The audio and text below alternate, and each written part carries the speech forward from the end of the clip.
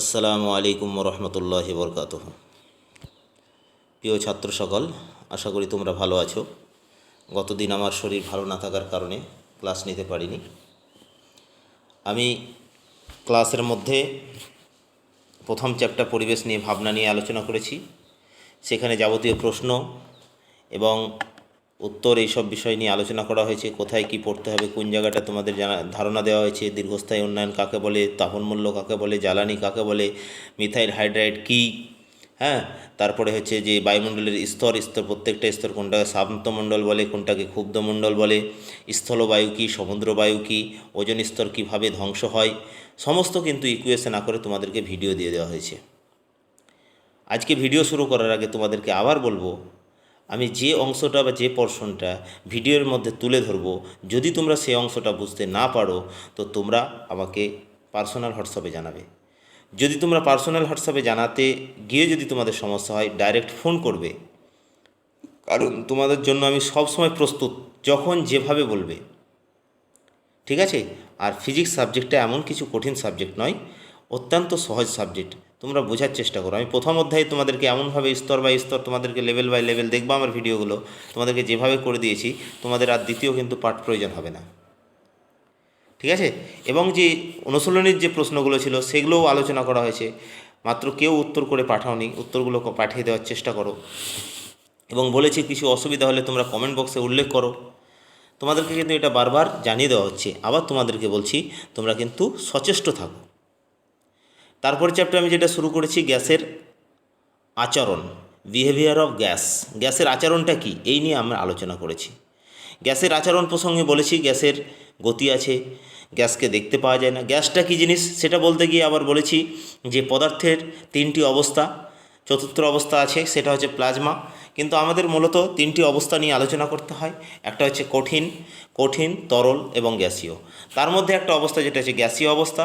গ্যাসীয় অবস্থা নিয়ে আমাদের আলোচনা হয়েছে। সেখানে তার ধর্ম, তার স্থিতিস্থাপকতা, তার ঘর্ষণ, তার গতি, উষ্ণতা বৃদ্ধি পেলে কী হয়, চাপ বাড়ালে কী হয়, চাপ কমালে কী হয়, উষ্ণতা বৃদ্ধি করলে কী হয়, উষ্ণতা কমালে কী হয়, এগুলো নিয়ে আলোচনা করা হয়েছে। তারপরে আলোচনা করা হয়েছে যে বয়েলের সূত্রটা কী। তা বয়েলের সূত্রটা আমি আজকে ছোট্ট করে যেটা বলতে চাই, যে বয়েলের সূত্রটা কিছুই নয়। বয়েলের সূত্রটা হচ্ছে নির্দিষ্ট ভরের কোনো গ্যাসের আয়তন কি হয়, চাপের সঙ্গে ব্যস্তানুপাতে পরিবর্তিত হয়। বা তুমি এইভাবে লিখতে পারো, নির্দিষ্ট উষ্ণতায় নির্দিষ্ট ভরের কোনো গ্যাসের আয়তন চাপের সঙ্গে, বা গ্যাসের চাপ আয়তনের সঙ্গে কি হয়, ব্যস্তানুপাতে পরিবর্তিত হয়।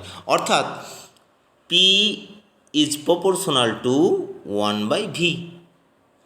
তাহলে তারপরে কি হবে দেখো, P equal to V K by V. তারপরে কি হবে, PV equal to K. K হচ্ছে কনস্ট্যান্ট, এটা তোমাদেরকে বলে দিয়েছি, এটা হচ্ছে একটা কনস্ট্যান্ট। তারপরে দেখো P one V one equal to P two V two, এটা হচ্ছে ফাইনাল সমীকরণ। এই সমীকরণের উপরে অঙ্ক আসে। এই সমীকরণে যদি পি ওয়ানের মান পি টুর মান দেওয়া থাকে এবং পি টুর মান দেওয়া থাকে, তাহলে ভি ওয়ানের মান বার করতে হবে। অর্থাৎ এখানে যে আমরা চারটে জিনিস পেলাম, চারটে জিনিস হচ্ছে কি, একটা হচ্ছে পি ওয়ান, একটা হচ্ছে ভি ওয়ান, একটা হলো পি টু, একটা হলো ভি টু। এর মধ্যে তিনটের মান যদি দেওয়া থাকে, তাহলে একটার মান আমরা বার করতে পারবো ইজিলি, ঠিক আছে। এই বিষয়টা কিন্তু তোমাদেরকে জানিয়ে দেওয়া হয়েছিল। এবং কিছু অঙ্কও দিয়েছিলাম, দু একটা, সেই অঙ্কগুলো তোমাদের আলোচনা করার কথা বলেছিলাম। কয়েকজন করে পাঠিয়েছো, অনেকে পাঠাওনি, আর পাঠানোর চেষ্টা করো। এর চেয়ে আর বেশি কিছু আমার বলার সম্ভব হচ্ছে না। এবার যে অংশটায় যাচ্ছি সেটা হচ্ছে চার্লস ল। তাহলে বয়েলের সূত্রে কোনো সমস্যার বিষয়টা নেই, তোমরা একটু ভালো করে লক্ষ্য রাখবে, কোনো সমস্যা হবে না। চার্লসের সূত্রটা কি বলছে দেখো, চার্লস এবার অন্য কিছু ভাবলো। চার্লস কি ভাবলো, যে আর উষ্ণতাকে স্থির রাখবো না, এবার যদি আমি চাপকে স্থির রাখি, অর্থাৎ পিকে যদি আমি কনস্ট্যান্ট রাখি, বা স্থির রাখি, তাহলে কি হবে, টি ডিগ্রি সেন্টিগ্রেড উষ্ণতায়, ধরো টি 0 ডিগ্রি সেন্টিগ্রেড উষ্ণতায়, বা এখন বর্তমানে টির পরিবর্তে থিটা ধরছে, তা তুমি থিটাই ধরো, তাহলে থিটা ডিগ্রি, অর্থাৎ থিটার ডিগ্রিটা পরে ধরছি, যদি 0 ডিগ্রি সেন্টিগ্রেড উষ্ণতায় 0 ডিগ্রি সেন্টিগ্রেড উষ্ণতায় অ্যাট দ্য 0 ডিগ্রি সেন্টিগ্রেড উষ্ণতায় আয়তন যদি তুমি মনে করো V0, গ্যাসটার আয়তন V0, অর্থাৎ এই পাত্রের মধ্যে যে গ্যাসটা আছে সেই গ্যাসটার 0 ডিগ্রি সেন্টিগ্রেড উষ্ণতায় আয়তনটা হচ্ছে V0। যদি তাপমাত্রা তুমি 1 ডিগ্রি সেন্টিগ্রেড বাড়াও তাহলে কত হবে আয়তনটা? এখানে যে আয়তনটা ছিল V0 তার আয়তনের 1/273 অংশ, অর্থাৎ এই V0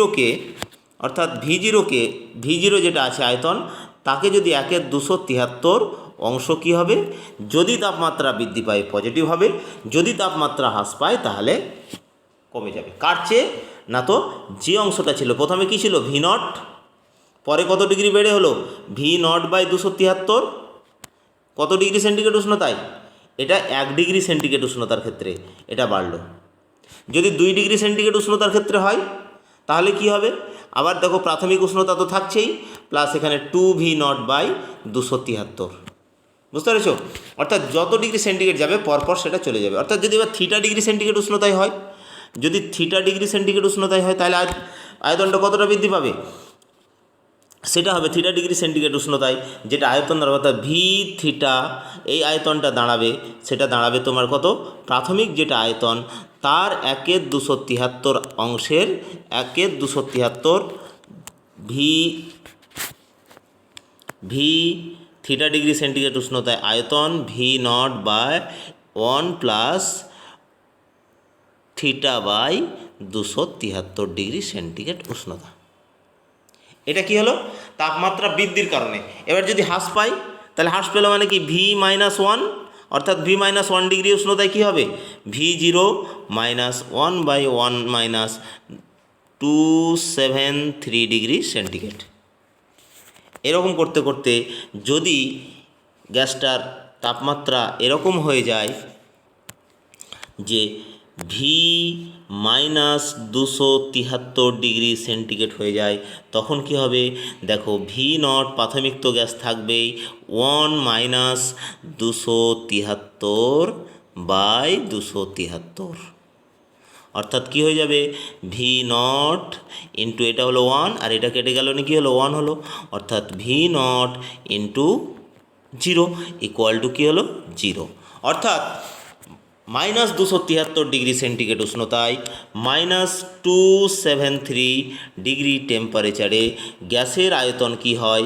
গ্যাসের আয়তন হয়ে যায়, আয়তনটা হয় 0, গ্যাসের আয়তনটা হয়ে যায় 0। কিন্তু বর্তমানে বাস্তবে -273 ডিগ্রি সেন্টিগ্রেড নিয়ে যাওয়ার আগেই প্রায় 260 বা 65-র মধ্যে বা তারও আগে 250-এর মধ্যে কি হয়? গ্যাস আর গ্যাস থাকে না, সেই গ্যাসটা কিসে পরিণত হয়? লিকুইডে পরিণত হয়। তাহলে দেখো এখান থেকে একটা কথা আমার চলে এলো যে পরম শূন্য তাপমাত্রা কাকে বলে? পরম শূন্য তাপমাত্রা হচ্ছে সেটাই -273 ডিগ্রি সেন্টিগ্রেডকে পরম শূন্য উষ্ণতা বলা হয়। কাকে বলা হয়? যদি শুধু বলে পরম শূন্য উষ্ণতা কি, তাহলে পরে তুমি কি বলবা? পরম শূন্য উষ্ণতা, তাহলে বলবা যে পরম শূন্য উষ্ণতা হলো যে -273 ডিগ্রি সেন্টিগ্রেড তাপমাত্রাকে পরম শূন্য তাপমাত্রা বলা হয়। কেন তাকে পরম শূন্য তাপমাত্রা বলা হয়? কারণ এই তাপমাত্রায় every gas turn into a liquid, প্রত্যেক গ্যাস কি হয়? গ্যাস তখন আর গ্যাস থাকে না, গ্যাস কোথায় পরিণত হয়? তরলে পরিণত হয়, লিকুইডে পরিণত হয়। ঠিক আছে, তাহলে আমরা বুঝতে পারলাম যে চার্লসের সূত্র বলতে চাইছে নির্দিষ্ট চাপে অ্যাট স্ট্যান্ডার্ড বা নির্দিষ্ট চাপে যদি কোনো গ্যাসের আয়তন 1 ডিগ্রি সেন্টিগ্রেড, কোনো গ্যাসের উষ্ণতা 1 ডিগ্রি সেন্টিগ্রেড বৃদ্ধি করা হয়, আর বৃদ্ধি করার ফলে কি হবে? তার প্রাথমিকে যে আয়তন ছিল সেই আয়তনের 1/273 অংশ হ্রাস বা বৃদ্ধি পাবে। এটাই হচ্ছে চার্লসের সূত্র। তাহলে চার্লসের সূত্র পরিষ্কার হলো? তাহলে চার্লসের সূত্র যে এত বড় ইকুয়েশন, তোমাদেরকে যদি বলে যে চার্লসের সূত্রটি লিখো গাণিতিক সমীকরণ সহ, তোমরা কি লিখবে? তোমরা এই পরের পাতার পড়াগুলো হয়তো দেখে তোমরা হয়তো বিচলিত হয়ে যাবে যে এটা কি এতগুলো পড়া, এই যে দেখো এই সমীকরণগুলো, এই যে এতগুলো, এই যে পরপর দেওয়া আছে, আমি যেগুলো আলোচনা করলাম সেটা এখানে দেওয়া আছে। এটা পড়তে গিয়ে তোমাদের হয়তো অসুবিধা হতে পারে যে এত বড় উত্তর লিখতে হবে। মাত্র চার্লসের সূত্র 2 নম্বরের একটা প্রশ্ন আসবে। চার্লসের সূত্রের উত্তরটা লেখার সময় তোমরা যেটা লক্ষ্য রাখবে সেটা হলো যে শুধু ওই সূত্রটা লিখবে কি, যদি নির্দিষ্ট চাপে 1 ডিগ্রি উষ্ণতার জন্য, উষ্ণতা বৃদ্ধি বা হ্রাসের জন্য কোনো গ্যাসের আয়তন কি হয়, 0 ডিগ্রি সেন্টিগ্রেড উষ্ণতায় যে আয়তন ছিল, 0 ডিগ্রি সেন্টিগ্রেড উষ্ণতায় যে আয়তন ছিল তার 1/273 অংশ হ্রাস বা বৃদ্ধি পায়। কত পায়? 1/273 অংশ। এটা কিন্তু তোমরা মনে রাখবে। যেমন এটা বলে দেওয়া হলো, সঙ্গে সঙ্গে তুমি কি করবা, এর গাণিতিক সমীকরণ হিসাবে যে V0 ডিগ্রি সেন্টিগ্রেডের সময় তার আয়তনটা V0ই ছিল, V1 0 ডিগ্রি সেন্টিগ্রেড উষ্ণতায়।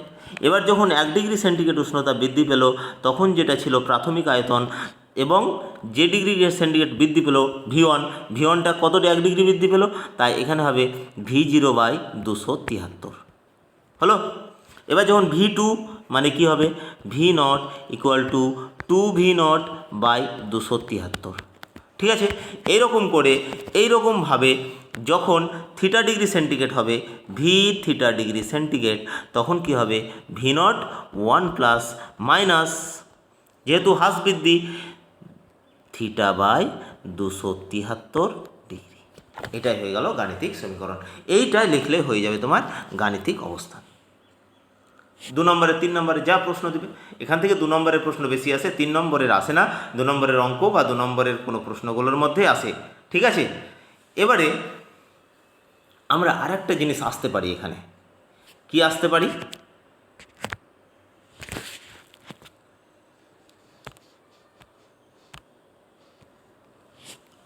এবারে দেখো যে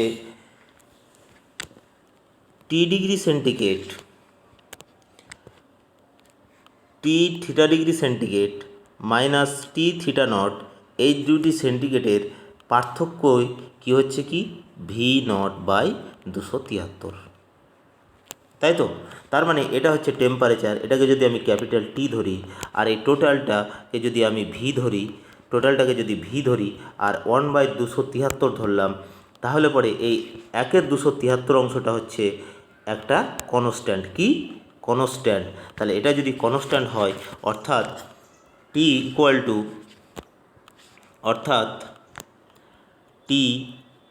ইকুয়াল টু KV, অর্থাৎ এখানে কি দাঁড়ায়, T প্রপোর্শনাল টু V বা V প্রপোর্শনাল টু T।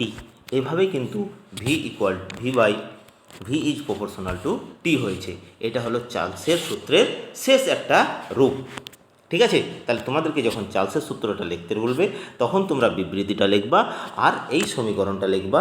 যে সমীকরণটা কী লিখবা, V1 একটা দেখাবা, V2তে দেখাবা, আর V θ ডিগ্রিতে দেখাবা, তাহলেই হয়ে যাবে ফাইনাল সমীকরণ। যেটা লিখবা সেটা হচ্ছে, ফাইনালটা হচ্ছে এটাই, যে দেখো ফাইনাল এইটা লিখে দেবা, তাহলেই পরে তোমাদের সমীকরণটা কমপ্লিট হয়ে যাবে। সেটা হচ্ছে শুধুমাত্র এইটাই লিখবা, এখানে মাইনাস লেখার দরকার নাই। থিটার জায়গায় প্লাস মাইনাস লিখে এখানেও প্লাস মাইনাস করে দেবে ওর মাঝে, তাহলে তোমাদের সূত্রটা লেখা হয়ে যাবে। অর্থাৎ ভি এইভাবে লিখবা সমীকরণের ফাইনাল বিবৃতিটা দেওয়ার পর, V plus minus theta degree centigrade সমান কি লিখবা, V0 1 প্লাস মাইনাস 1/273। বাস, এটাই হয়ে গেল তোমার ফাইনাল। আর বেশি কিছু লেখার প্রয়োজন নাই। এবারে দেখো, যে জায়গায় আমি চলে যেতে চাইছি সেটা হচ্ছে পরম শূন্য তাপমাত্রা। তোমাকে বলে দিলাম কেলভিনের ক্ষেত্রে কি বলেছে, -200। কেলভিনের ক্ষেত্রে পরম শূন্য স্কেল বা কেলভিন স্কেলের ক্ষেত্রে এই যে সমীকরণটা দিয়ে দেবা, এই সমীকরণটা হচ্ছে কের মানটা সবসময় কে ধরা হয়। কেন কে ধরা হচ্ছে, কারণ 0 ডিগ্রি পর্যন্ত। এবার একটা প্রশ্ন আসতে পারে, এমন একটা স্কেলের নাম করো যেখানে কোনো নেগেটিভ হয় না। সেটা হচ্ছে কেলভিন স্কেলে। কারণ কেলভিন স্কেলে দেখো -273 ডিগ্রি সেন্টিগ্রেডে লেখো, কিন্তু এখানে তোমাকে লিখতে হবে কি 273 থেকে তোমাকে আরও একটা 273 যোগ করতে হবে, কারণ এই ডিগ্রি সেন্টিগ্রেডটা এর মধ্যে যোগ হবে। যদি -273 লেখো তাহলে কী হবে, 273 যে ডিগ্রি এত ডিগ্রি সেন্টিগ্রেড লিখেছো তাহলে 273-এর সঙ্গে আমাকে কে যোগ করতে হবে, কে মানে কেলভিন, তাহলে এটা কেলভিন করলে কী হবে, টি ডিগ্রি সেন্টিগ্রেড যদি যোগ করতে হয় তাহলে 273 প্লাস মাইনাস, এখানে মাইনাস চিহ্ন আছে তাই আমি এখানে মাইনাসটা নেব, তাই এখানে কী লিখব 273 মাইনাস টি ডিগ্রি সেন্টিগ্রেড প্লাস টি degree centigrade plus minus, minus degree centigrade যদি যোগ হয় তাহলে মাইনাস যোগ হবে, আর প্লাস যদি যোগ হয় প্লাস যোগ হবে। অর্থাৎ যদি -273 করি তাহলে কী হবে, -273 মাইনাস 273 ইকুয়াল টু 0। দেখো স্কেলটার ছবি কিন্তু এখানে দেওয়া আছে যে -273 0 ডিগ্রি হলো, 0 ডিগ্রি সেন্টিগ্রেড 273 হলো, তারপর থিটার যদি হয় তাহলে 273 প্লাস থিটা, আমি এখানে টি ধরলাম, তোমরা এখানে থিটা ধরা হয়েছে, তাহলে তোমরা কিন্তু এই অংশটাকেও ভালো করে স্মরণ রাখবে।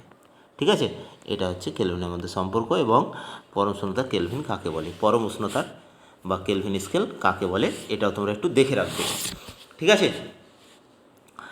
পরম শূন্য কাকে বলে কেন বলা হয় এটা কিন্তু আমি আলোচনা করে দিয়েছি। এবারে চলে আসবো মূল যে অংশটা, সেই অংশটা হচ্ছে অঙ্ক কিন্তু একদিন আলাদাভাবে করব। সমন্বয় সূত্র, চার্লস এবং বয়েলের সমন্বয় সূত্র কি, চার্লস এবং বয়েলের সমন্বয় সূত্র। চার্লস এবং বয়েলের সমন্বয় সূত্র কি, চার্লসের সূত্র থেকে আমরা কি পেয়েছি, চার্লসের সূত্র থেকে পেয়েছি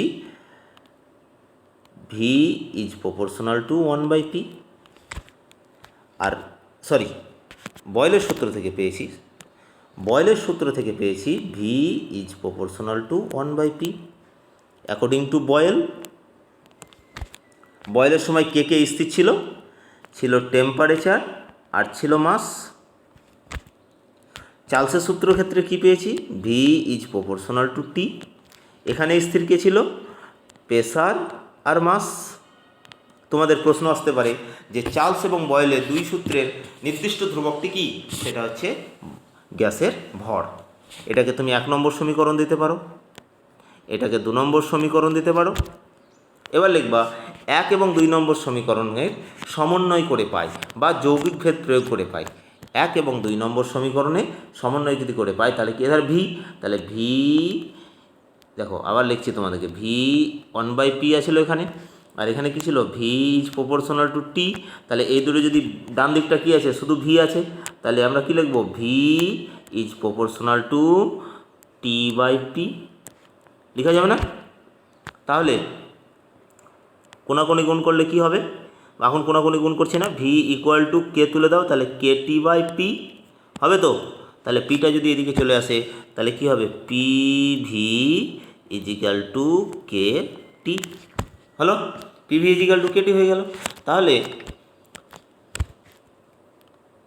PV/T এর ধারে নিয়ে চলে এলাম, আর এখানে কে রাখলাম, PV ইজিক্যাল টু কে ছিল, কি লিখেছিলাম, P1 V1 is equal two P2 V2, তাহলে এটা কি আমি এইভাবে লিখতে পারি না, P1 V1/T1 is equal two P2 V2/T2, লেখা যায় না? তাহলে এটাও একটা স্ট্যান্ডার্ড সমীকরণ, এই সমীকরণের উপরেও অঙ্ক হবে। তাহলে এই গ্যাসের আচরণ এই অধ্যায়ের অঙ্ক করতে গেলে আমাদের কি কি সূত্র লাগবে মনে রাখো ভালো করে। একটা সূত্র লাগবে P1 V1 is equal two P2 V2, আরেকটা কি সমীকরণ লাগবে, V is proportional to T, আরেকটা কি সমীকরণ লাগবে, P1 V1/T1, আরেকটা সমীকরণ লাগবে P2 V2/T2, আরেকটা সমীকরণ লাগবে যে কেলভিন করতে গেলে পরে যে সূত্র লাগে 273 সেন্টিগ্রেডকে 273 সঙ্গে যোগ করে নিতে হবে, যে সেন্টিগ্রেডটা থাকবে সেই সেন্টিগ্রেডটা যোগ বা বিয়োগ করতে হবে। ঠিক আছে, তাপমাত্রাটাকে T সমান এই T কেলভিন, অর্থাৎ T কেলভিন সমান হবে কি 273 প্লাস টি ডিগ্রি সেন্টিগ্রেড, সেন্টিগ্রেডে যেটা দেওয়া থাকবে সেটাকে যোগ করে দিতে হবে। এই যে অংশগুলো যদি তোমার জানা থাকে তুমি অবশ্যই অঙ্কগুলো করতে পারবে। এবার কি হলো, দেখো আমি পেলাম পি ভি ইজিক্যাল টু কে টি। থাক, আজকে আর বেশি বলবো না, তখন তোমরা বুঝতে পারবে না। তোমরা আগে চার্লসের সূত্র আর সমন্বয় সূত্র এই দুটো বুঝতে পারলো কি না সেটা ভালো করে একবার দেখে নাও। তারপরে আমি পরবর্তী দিন এই পিভি সমীকরণটা কিভাবে পিভি ইকুয়াল টু এনআরটি হলো, এনআরটি হলো, তার আমি বিষয়টা আলোচনা করব। যেটাকে আমি বলি private volume is equal to Nalhati Rampurhat train. এই প্রমাণটা কিন্তু পরবর্তী দিন করব। ঠিক আছে, আজকে তোমরা শুধু এটাই জানো সমন্বয় সূত্রের ক্ষেত্রে PV is equal to KT. বাকি বিষয়গুলো পরবর্তী আর একটা ভিডিওতে আলোচনা করব। এই টোটাল অংশটা যদি তোমাদের কোনো অংশ বুঝতে অসুবিধা হয় অবশ্যই তোমরা কমেন্ট বক্সে জানাবে এবং সেটার উপরে আমি আবার একটা ভিডিও তৈরি করে দেব। ঠিক আছে,